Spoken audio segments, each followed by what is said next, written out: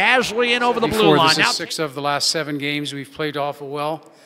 We had a little bit of a soft second period. We lost a lot of face-offs and ended up defending a lot. But this is now 6 of 7 games where we've worked really hard, competed at a high level, and some days you can control your lineup and it's loaded, and some days it's not. Today it wasn't, but we still battled hard, and I would have liked to seen us finish that 5-on-3 because it seems like forever we've been chasing games. Every game we've been chasing games. Today we caught one for a point, but eventually that's going to wear on you. You know, we've got to somehow get a lead and make them chase us. That's when we're at our best.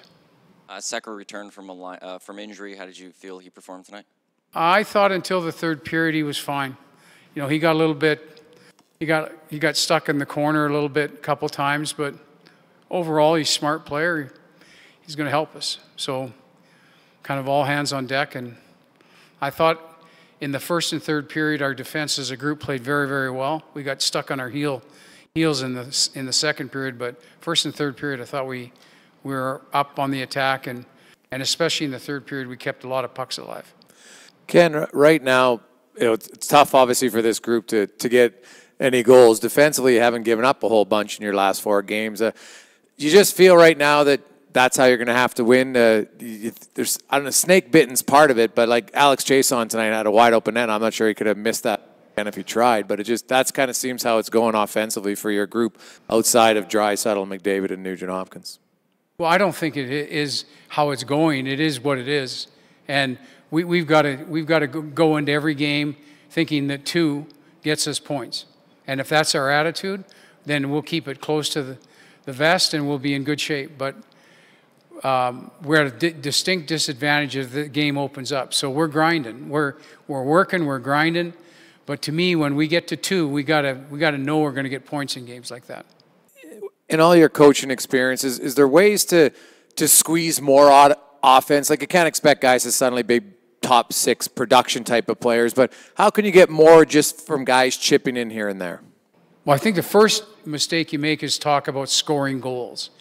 To me, the difference between our second period and our third period, we played really well as a 5-man unit and kept a lot of pucks alive in the offensive zone. That gave us way more chances to score goals. But when you start talking about that, that's when the cheating comes in. And that's when guys, anything that's 50-50, they're on the wrong side of pucks. Now you're turning games into 6-2, 7-2 losses. We were guilty of that before. And to me, when we play as a 5-man unit, we can create enough offensive opportunities for pucks to go in. And that's what we did. But we're not a team that's, other than one line, that's going to do a lot of damage off the rush. We're going to have to grind, and you can't grind with just 3 forwards. You need all 5.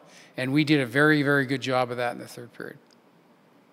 And do you expect Connor to be just a one and done as far as the illness? You're hoping he'll be back Thursday?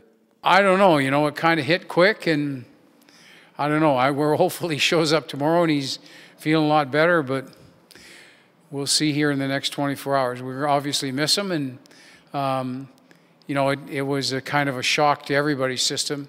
I thought the guys responded in the first period, did a good job.